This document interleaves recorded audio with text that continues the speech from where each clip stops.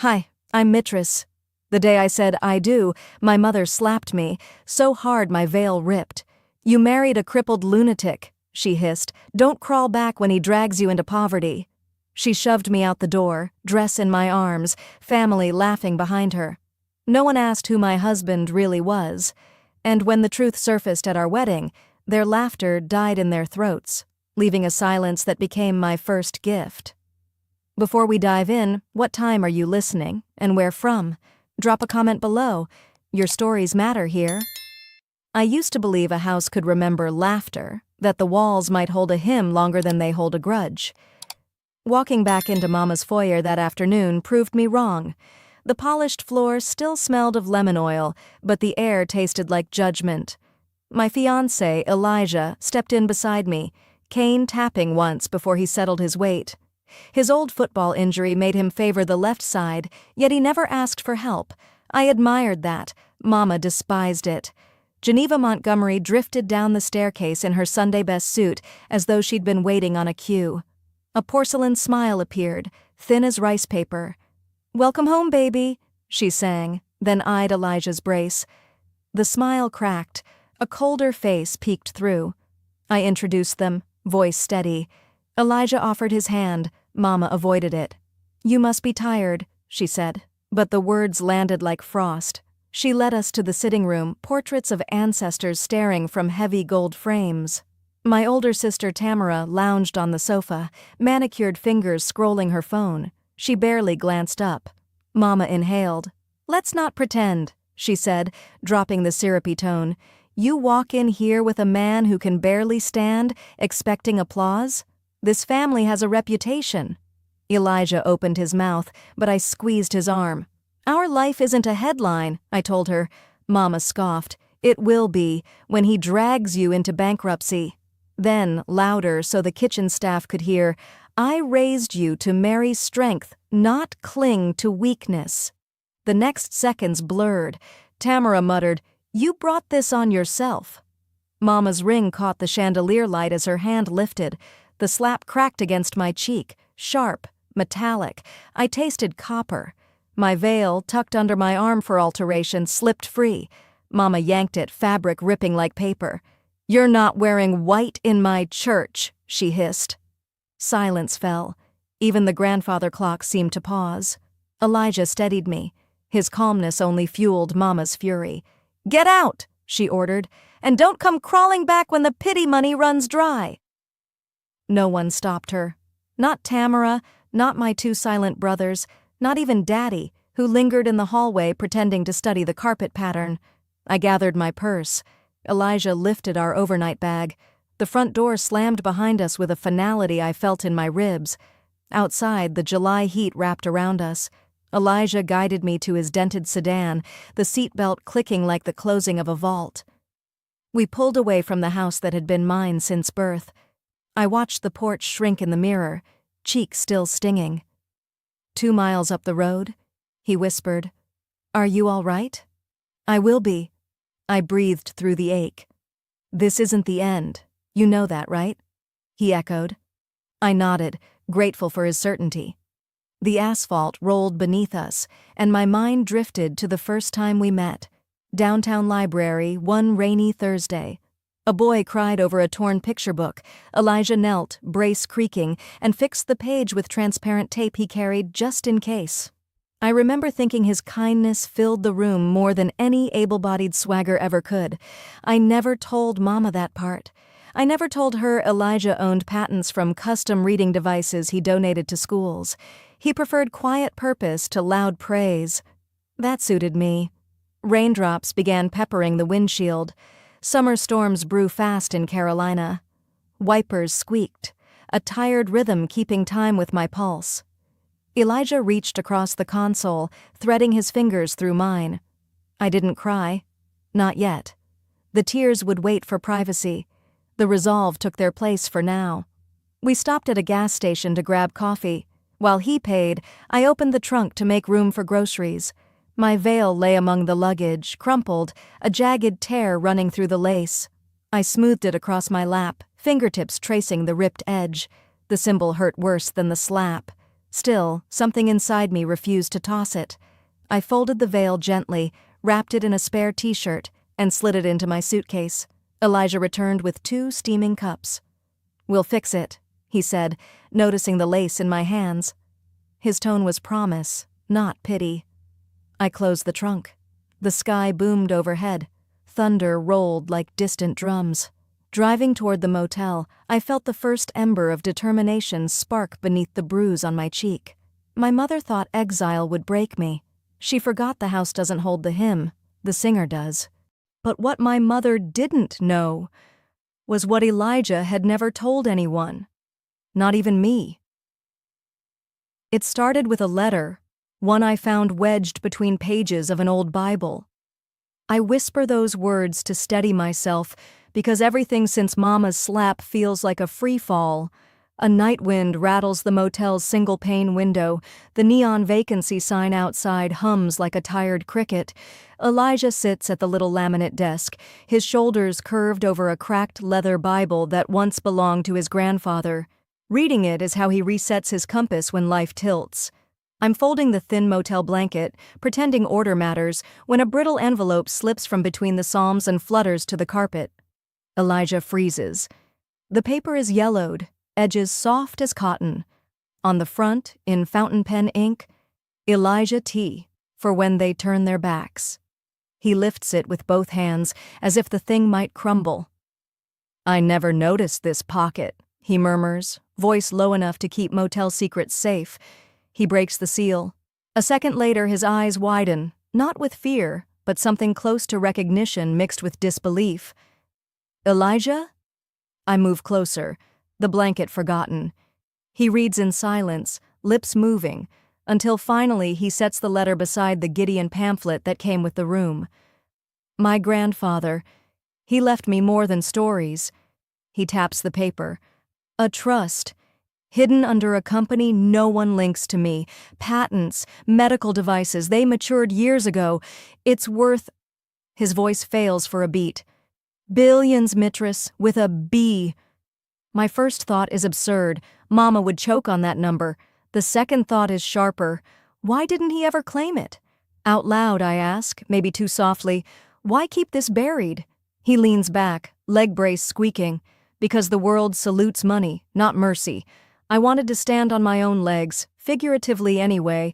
I figured if people loved me broke, then love was real. But your mother declared war tonight and peace feels naive. I sink onto the edge of the bed, mind sprinting. Billionaire fiancé, torn veil, motel lamp buzzing overhead like a bad joke. Part of me tastes betrayal. Another part admires his quiet strength more fiercely. "You were afraid I'd see a $sign instead of you," I say. He nods, apology in his eyes.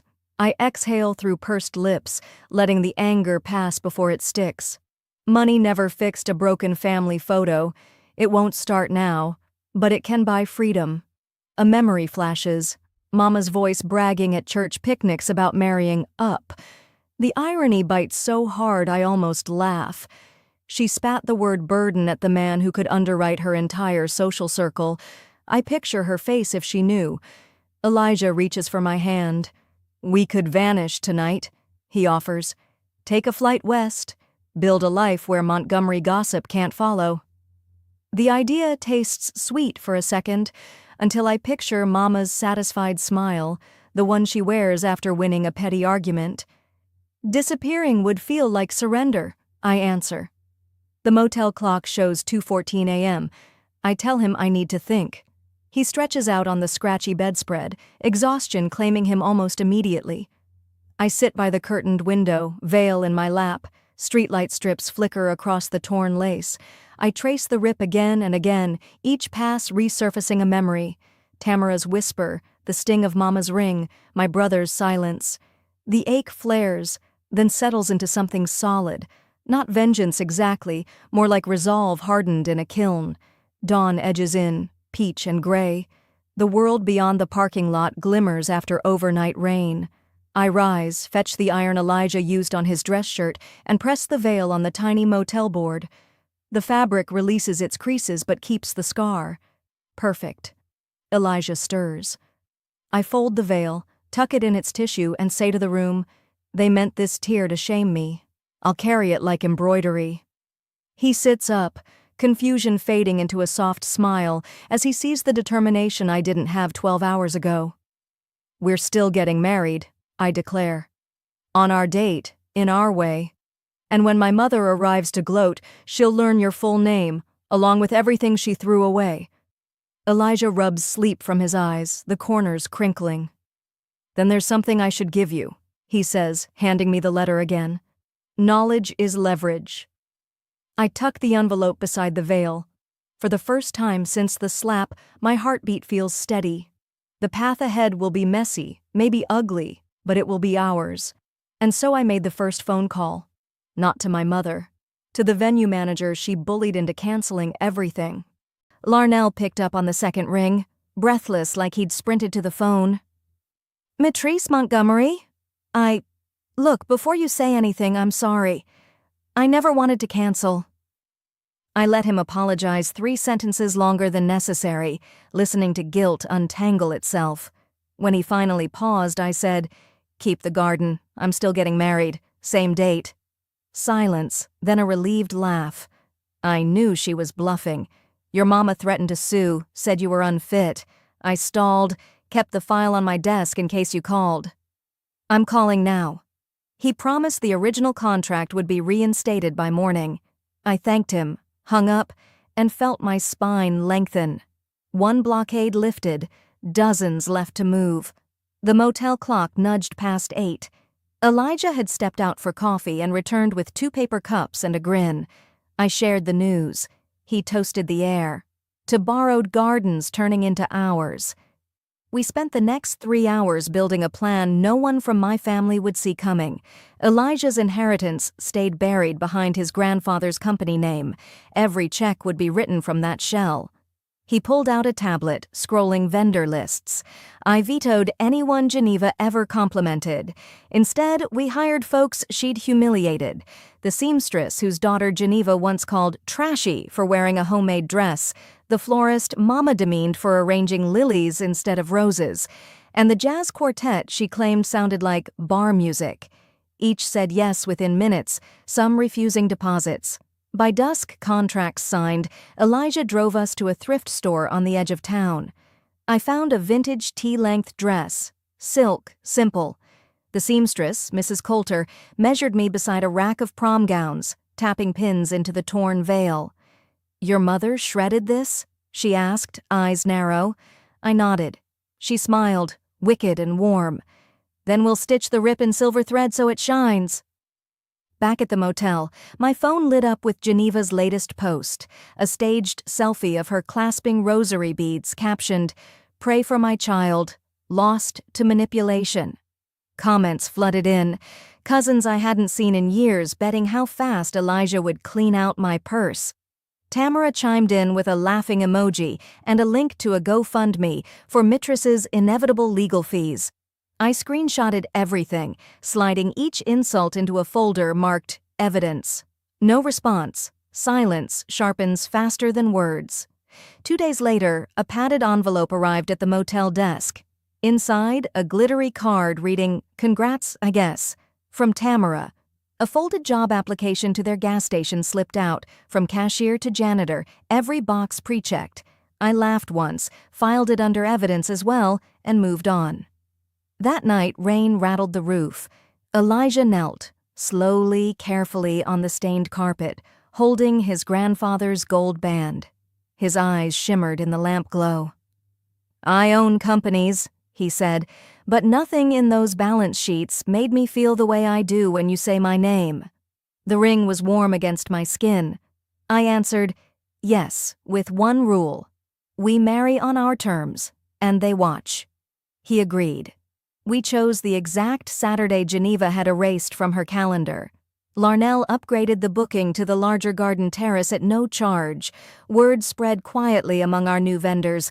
They moved like a covert choir, rehearsing revenge notes. Invitations? Only 5, handwritten. Mrs. Coulter, Mrs. Hawkins, the florist. Coach Miller, whom Geneva once underpaid, Mr. Ruiz, our childhood neighbor whose lawn flowers Mama had ruined with weed killer to prove a point, and Ms. Leona Grant, the librarian who introduced me to Elijah that rainy Thursday. As for the rest of the seats, they'd fill themselves. Geneva was already whispering about a society brunch scheduled at the same venue. I knew she planned to storm in and claim the spotlight. Let her think the day belonged to someone else. Surprise tastes better when served cold. One detail remained: music. Elijah contacted a gospel choir from his grandfather's nonprofit in Atlanta. They agreed to appear unannounced, singing Amazing Grace the moment I reached the aisle. If Geneva tried to shout, 50 voices would drown her wrath. A week before the wedding, Larnell emailed a single line: "Stage is set. Storm's welcome." I closed my laptop, pressed the veil, now stitched with silver lightning down its scar, against my palm. In the mirror, the thread glimmered like quiet defiance. She thought she destroyed everything. But Geneva had no idea the real wedding was about to take place, in the venue she once banned me from. My promise to Larnell echoed in my head as dawn slid pink over Charlottesville. The garden slept under a veil of mist, benches beaded with dew like beads of patience. I walked the flagstone path alone before anyone else arrived, letting my heels click a steady tempo against nerves. Every step carried a memory. Mama's ring against my skin, Tamara's smirk, the motel lamp flickering over new plans. Yet my spine stayed tall. Mrs. Coulter's dress skimmed my calves, simple silk cinched at the waist. No corset, no crystals, just resolve stitched into every seam. At the altar Elijah waited, braced, leg planted square, suit jacket hugging broad shoulders that once carried high school trophies and now held something larger. Quiet awe. He scanned me from shoes to veil, silver light scar in full view, and his eyes answered all the questions I hadn't breathed aloud. Across the grass, Mrs. Hawkins nestled lavender among white chairs.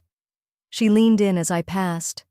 "They'll remember today," she whispered, voice like hymn notes. I squeezed her hand. Guests trickled in, only 5, but each a chapter Mama tried to rip out of my history. Ms. Grant, the librarian who shielded me from bullies, signed the guest book with calligraphy flourishes. Coach Miller limped to the front row, knee still ruined from budget cuts Mama voted for at the booster meeting. Mr. Ruiz set a single sunflower on an empty seat honoring his late wife, the woman Mama labeled garden ignorant. Each face glowed with a quiet vindication that warmed the cool air. At 10 sharp, a guitarist plucked the opening bars of Grandma's favorite hymn. I turned the aisle into my own mile of reclamation, veil brushing my shoulders, lavender scent following. Halfway down, a thought rose clear. I am not here for their blessing.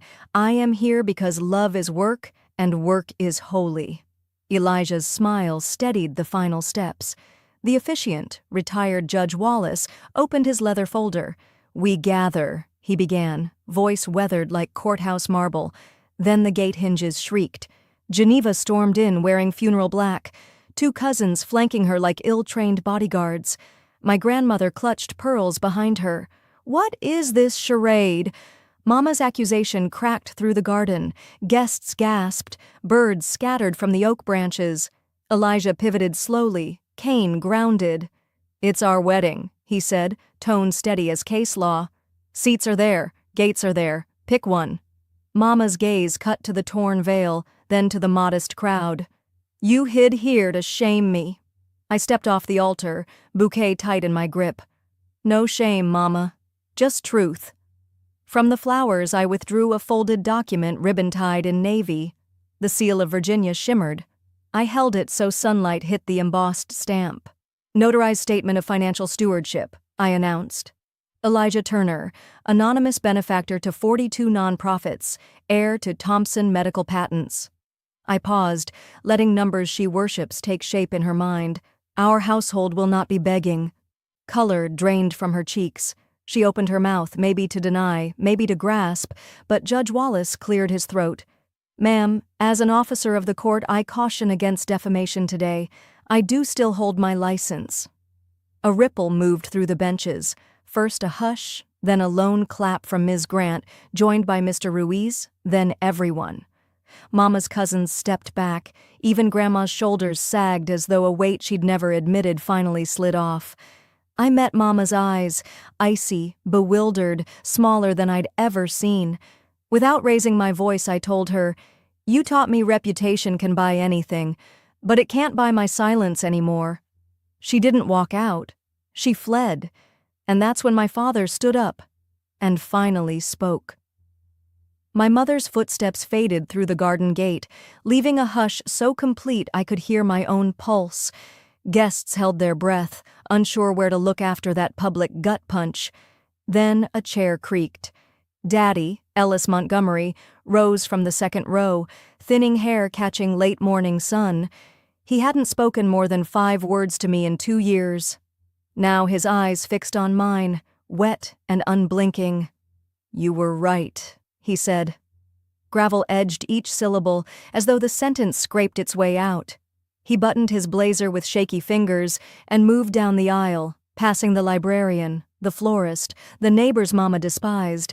He stopped a few feet away, hands hanging like they'd forgotten purpose. "You were right," he repeated, softer. Judge Wallace closed his binder, signaling the ceremony could wait. The choir shifted, murmuring prayers. Daddy drew a breath that seemed to cost him. "I should have stood between you and her," he confessed, voice carrying without effort now. "Instead, I stood behind her. Easier that way." He glanced toward the empty gate where Mama had fled. "Geneva told me Elijah would drain us, said you'd end up begging on the courthouse steps. I believed her because doubt is lighter than courage." He looked at Elijah, then back to me. "And I let silence do the harm." Words I'd ached to hear felt heavier than I imagined. My throat tightened, but no tears came. I'd spent them months ago behind motel curtains. Daddy reached into his inside pocket, pulling out a worn envelope, edges browned like old parchment. "Meant for you. Never mailed." He placed it in my palm. My fingers tingled, recognizing his looping handwriting through the yellow paper. I slid a nail under the flap and unfolded 3 pages smelling faintly of pipe tobacco. The letter dated 2 springtimes back, the night Mama first banned Elijah from Sunday supper. Lines wavered where ink met tears. "I failed you, Tracy. I keep telling folks I'm stuck between wife and daughter, but truth is I'm hiding behind wife because I'm afraid of the daughter becoming braver than her daddy ever was." The parchment blurred.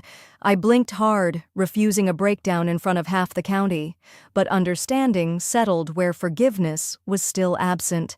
I folded the pages, pressed them over my heart, and nodded. Evening found us beneath the massive oak at the back of the property, reception candles flickering in glass jars while guests traded quiet stories nearby. Elijah gave us space, chatting with Coach Miller about joint pain remedies. Crickets began their shift. Daddy and I sat on a wooden swing that hadn't moved since my middle school dance pictures. He started talking. Soft facts of my birth, how he'd paced hospital halls muttering baseball stats to stay calm, stories of teaching me to ride a bike while Mama criticized grass stains on my jeans. Mid-memory, he choked up, covering his mouth. I placed a hand on his forearm. No dramatic embrace, just shared breath in summer air. "I'm not ready to forgive," I admitted when the silence stretched. "But I'm ready to stop carrying stone." He exhaled, shoulders easing. "Tell me what showing up looks like." "Lunch on Thursdays, picking up when I call, and when Mama starts rewriting history, you speak." He nodded, tears crusting at his lashes.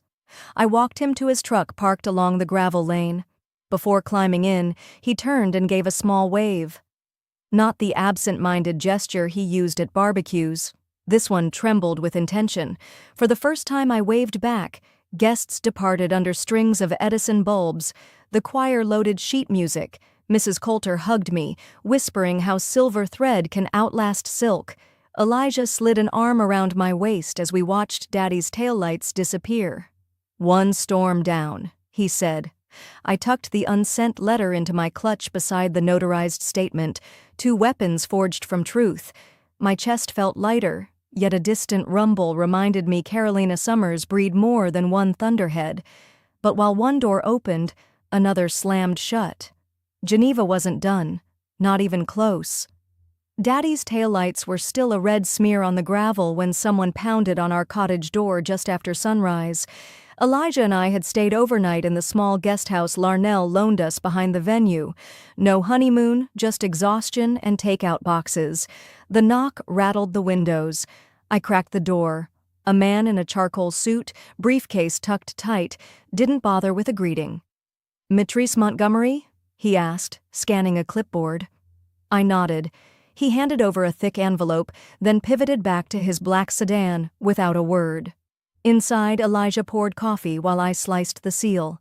Thick legal paper slid free. Cease and desist, immediate. In bold, unauthorized exploitation of the Montgomery family name. Defamation resulting in reputational harm. Geneva's lawyer used every syllable he learned in law school. Elijah read beside me, knuckles whitening around the mug. "She's not licking her wounds. She's reloading." A paragraph deep in the document froze us both. Any violation would trigger review of beneficiary status in the Montgomery Family Trust. Translation: strip me of every cent Daddy once promised for college funds and emergency safety nets. A sticky note flagged the clause, Geneva's handwriting looped in pink ink. Actions have consequences. Anger rose, but so did something cooler: analysis. I motioned Elijah to the kitchen table. "Let's see how deep her claws go." He breathed through his frustration, fetched my dusty laptop and booted it while I texted Daddy. "Need to talk soon. Mom's lawyer." 3 dots appeared, then vanished. No response. We scanned filings Geneva's firm had lodged against former employees, neighbors who'd challenged property lines, even a pastor who once corrected her publicly. Strategic lawsuits, slaps, meant to scare folks into silence. "Pattern established," I muttered, bookmarking each case. Elijah called an investigator friend from Atlanta, explaining in measured tones the need for background on Geneva's counsel. By mid-afternoon, we drove downtown to the trustee's office, glass, chrome, and expensive carpet that hushed every footstep. I requested access to the Montgomery Trust ledger, citing beneficiary rights. The young clerk's eyes flickered with recognition. "You're not the first to question Mrs. Montgomery," she whispered while printing a transaction summary. Columns of numbers revealed money shuffled between sub-accounts 2 days before our ceremony.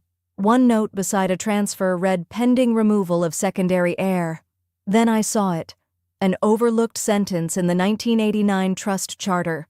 If a listed child is legally married and living, removal requires unanimous sibling consent. Geneva had 2 sons, 1 daughter, Tamara, and none had signed. Power pulsed back into my limbs. I snapped a phone photo of the clause, thanked the clerk, and walked out taller. Evening settled violet over the hills when Elijah and I returned to the cottage. I laid the trustee's statement on the table like a winning hand. "She forgot her own fine print," I said. Elijah's grin was proud and weary. "I married a hurricane," he answered, echoing last night's vow. We drafted a response, a polite refusal to cease anything, citing the charter clause, attaching evidence of her public posts. I added screenshots of Tamara's job application prank and Mama's pity selfie. Facts, not fire. Before sending, I contacted Women's Legal Shield, an organization that aids daughters isolated by family power plays. Their attorney, Ms. Dawson, returned my call within an hour. "We've danced with Geneva before," she said. "We'll waltz again." Around midnight, rain started, steady, confident. I stood at the doorframe breathing petrichor, veil draped over my arm. Elijah joined me, resting his cane against the wall. "Think she'll back off?" he asked. Lightning flashed. "Not her style," I replied, smoothing the silver seam on the lace. "But I'm done dodging."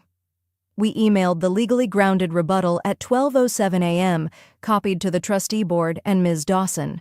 Then I shut the laptop with finality and slid the veil back into its tissue. Geneva wanted me to sprint.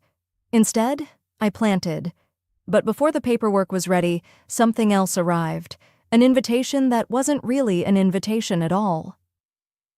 It came late afternoon, just as I was packing away the last of the documents I'd gathered with the legal aid team. A courier knocked, offered a tight nod, and handed me a slim black envelope, the kind you'd expect for a gala or a funeral. My name was written in silver ink. Only Mistress. No Mrs., no mention of Elijah. Just my name. Just me. I turned it over in my hands, sensing something deeper than the expensive cardstock and fancy cursive. Inside, the message was minimal. Dinner, Geneva's estate, just family. One night only. No time listed, but I knew exactly when she meant. Friday evening, just like old times. Elijah, standing beside me, read it over my shoulder. His brow furrowed. "She's baiting you." I nodded. "Of course she is." "Then we don't go." "I do," I said quietly. "Alone." He looked at me like I'd just suggested jumping into a tank with sharks. "Why?" "Because Geneva never invites without an angle, and if she's staging something, I need to see what the play is." He didn't like it, but he knew better than to argue. Instead, he kissed my hand and said, "Go in like a lamb, but leave like a lion." Friday came with a cold drizzle and a colder sky. Geneva's estate sat like a museum at the edge of the hills, polished, perfect, but lifeless. I pulled up alone and walked up the marble steps. The front doors opened before I touched the bell. A butler I didn't recognize nodded stiffly and ushered me in. The room was as I remembered: wide chandeliers, antique wood floors, tall portraits that stared without warmth. Geneva always wanted the place to look like a legacy, just in case her actions failed to build one. As I stepped into the dining room, I felt every head turn toward me. Geneva was already seated at the head of the long table, wineglass in hand, lips curled. "Well," she said, not bothering to stand. "You finally crawled back. Hungry?" I gave her a polite smile and walked to the table. The room was quieter than I remembered. My brothers sat stiffly on either side of her. Ellis kept his gaze on his plate, as if the linen napkin held secrets more interesting than this ambush. There was one empty seat, at the end of the table beside the framed photo of our father. I took it without a word. You say dinner began without ceremony. The clinking of silverware filled the silence. Then Geneva raised her glass. "To loyalty," she said, her voice syrupy, "and knowing where your roots are." I raised my glass halfway and kept my eyes on her, "and to pruning what poisons the soil." Her smile tightened. We went back to chewing. Then, midway through the main course, Geneva reached into a folder beside her chair. She pulled out photos, printed, glossy, large. She laid them on the table one by one, sliding them like playing cards. There was Elijah in a wheelchair, resting momentarily during the wedding. I remembered that moment. We'd danced for 2 songs and he needed a break. Nothing dramatic, but Geneva didn't care for truth. "Is this what you married into?" she said sweetly. "Pity over pride?" No one laughed, not even her usual lapdogs. I didn't touch the photos, but under the table my fingers curled tightly around my napkin. She wasn't done. She reached for another folder, thicker this time, and pulled out a document labeled Family Financial Amendment in bold type. She slid it toward me. "This," she said softly, "is to formalize what's already true. You've moved on. Elijah is your family now. This will remove your name from the family trust. No more confusion, no more awkward attachments." I didn't touch the paper. I leaned back, reading it from where I sat. "It's cleaner," she added, "and more dignified. For everyone." I picked it up then, read through. Most of it was familiar, boilerplate trust language, lines I'd seen before, but one line caught my eye. The amendment referred to a decision made on a date before my wedding, which made the entire document void. In the eyes of the law, you can't backdate removal of a beneficiary without notice, and I had notice via cease and desist after the wedding. Geneva had moved too fast, too arrogantly. I smiled slightly. Then I folded the document neatly, placed it back in front of her, and looked her dead in the eyes. "You've already spent the money, haven't you?" A silence fell over the table like a dropped curtain. Her jaw twitched, just slightly. "You're scrambling," I said, still quiet. "That's why the fake amendments, the staged dinner, the insults dressed as concern. You're out of moves, Geneva." She opened her mouth, but I cut her off. "I'll give you one last gift," I said, standing. "Time. Use it wisely."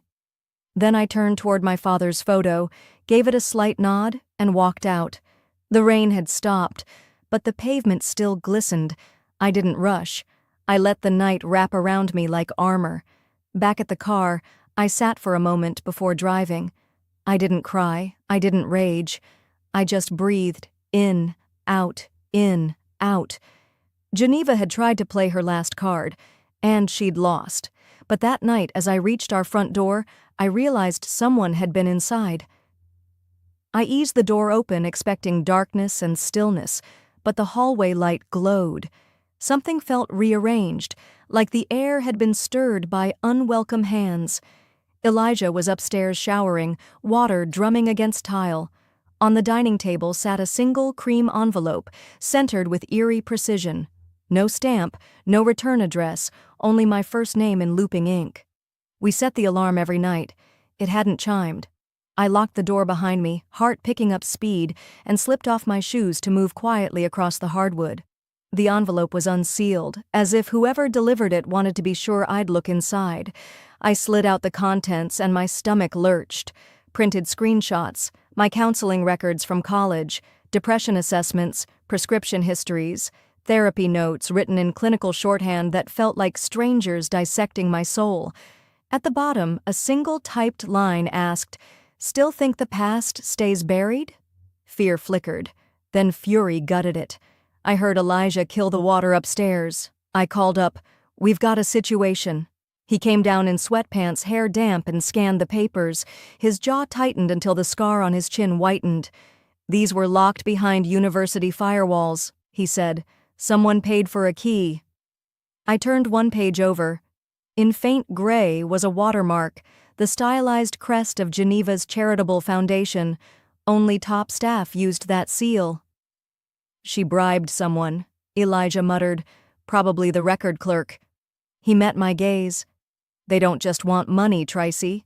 They want to paint you unfit, maybe unstable, so nothing you say holds weight." "They want to take everything," I answered, folding the papers. "Even sanity." I didn't let the rage simmer. I used it. The next morning I drove to Geneva's downtown office. No appointment, no announcement. A board meeting hummed behind frosted glass. I pushed through. Chairs screeched as executives recognized me, the daughter their benefactor called a disgrace. Geneva sat at the head, pearl earrings screaming importance. She raised an eyebrow. "You came to cry?" "Chew." I set the envelope in the middle of the mahogany table, pressed record on my phone, and spoke evenly. "These are confidential medical files, obtained illegally. Dates, login times, and names of every employee who accessed them are on the metadata. I'm here to document Geneva Montgomery's next lie." She laughed, brittle. "You always dramatize." I began listing dates, patient privacy statutes, HIPAA sections. Voices shifted. A junior board member excused himself, eyes wide. Someone else muttered, "We had no idea." Geneva's lipstick smile faltered. That evening, Elijah and I sat across from a white-haired attorney recommended by his security contacts. She flipped through the files, whistling low. "This isn't just unethical," she said. "It's federal. Prison time is on the table for whoever facilitated access." She tapped a paragraph. "Your mother's foundation did. That's traceable." For the first time since this war began, I felt the balance tilt. My silence had never been weakness. It was a storm gathering data. We drove home under a sky heavy with thunder. I edited the boardroom audio into a short clip. Geneva, confident, sneering, captured saying, "Everyone has a price, even daughters." I posted it anonymously under the handle Spare Air. Within hours, Reddit threads exploded. By dawn, TikTok had memes of Geneva auctioning off family loyalty. Sponsors froze donations. A regional news station requested comment. Messages flooded my inbox, some supportive, some vicious, but the tide had turned. Geneva's groomed image cracked in prime time. I leaned back from the screen, exhausted but steadied by resolve. That's when my phone rang, an unknown number. I almost ignored it until I heard the voice on the other end whispering, "Tracy, it's Ellis. You have to get out. Now." Ellis's whisper still rang in my ear as Elijah and I sped through the night. Headlights carved quick tunnels in the mist while my brother's words looped, clearing the estate. Daddy's urn counted as clutter. I gripped the dash until my knuckles ached. Elijah didn't waste time with comfort. He understood that action, not reassurance, kept me steady. When we crested the hill, Geneva's mansion glowed like a ship preparing to sail. Rental trucks idled in the circular drive. Men in reflective vests ferried boxes out the front door. Ellis stood off to one side, arms folded, face tight with shame and urgency. I thanked him with a glance, then marched inside. The foyer smelled of fresh polish and final goodbyes. Tape guns snapped in distant rooms. I followed the sound of low jazz to Daddy's study. Geneva stood beside the mahogany desk, swirling red wine in a crystal glass. Movers edged around her, careful not to block her view. "You're late," she said, voice velvet over steel. "Everything sentimental is already on the truck." She tilted the glass. Ashes included. Pain pinched my chest, but anger burned hotter. My gaze swept the room, bookcases half-stripped, portrait hooks empty, until it landed on a cobalt vase half-hidden by drapery. Mama always said it clashed with the decor. Daddy loved it because Ellis made it in middle school art class. I walked to it, lifted the lid and saw a freezer bag tucked inside, marker labels smudged, "Property, Fred Montclair." My breath caught. They hadn't trashed him. They'd hidden him. I turned, cradling the makeshift urn. "Why keep him if you hated him so much?" My voice sounded distant. A tremor rippled through her satin blouse. "Because even the worst daughters don't really let go," she said, words so low I almost missed them. I set the bag on the desk and placed the vase beside it. "I didn't come to fight, Geneva. I came to close this." From my coat I took a sealed envelope and slid it across the wood. Inside is a pause on the lawsuit and the video, contingent on one thing. You sign. She eyed the envelope, suspicion warring with fatigue. Hands that never shook before trembled as she broke the seal. Her eyes scanned the pages, agreement to withdraw from the family trust, resign as foundation head, issue a public apology. The pen lay ready. Silence stretched. In the hallway the movers' footsteps halted, news traveling faster than gossip. Geneva exhaled, shoulders sagging. She signed. One stroke, then another. Outside, men set boxes down carefully, almost reverently. Ellis stepped forward, shock widening his eyes. He wrapped me in an uncertain hug that grew sure when I didn't pull away. "You didn't destroy her," he murmured. "You made her face herself." I held Daddy's ashes close as Geneva walked past us toward the driveway. There was no dramatic exit, just a woman suddenly aware the crowd no longer followed when she turned. Weeks later, Elijah and I hosted a reception in a modest public garden. No string quartet, no monogrammed napkins. Just grilled chicken, mason jars of lemonade, and the rustle of early autumn leaves. Mrs. Coulter pressed my repaired veil into place, the tear now a silver lightning streak catching afternoon sun. A little girl in a polka dot dress tugged my sleeve. "Why's your veil ripped?" I crouched to her height. "Because it's real, and so am I." She nodded like that made perfect sense, then skipped off to chase bubbles floating from a toy wand. Laughter followed her, threading through friends and strangers who had become family by choice. Elijah raised a toast with sweet tea. "To truth that stands when storms end."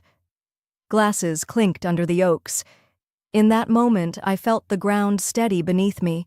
No longer soil Mama could scorch, but earth I had tended with patience and quiet power. Daddy's ashes rested in the cobalt vase on a picnic table, sun bouncing off blue glaze. I thought of Geneva somewhere beyond those trees, learning, for the first time, that control isn't the same as love, and losing one doesn't guarantee the other.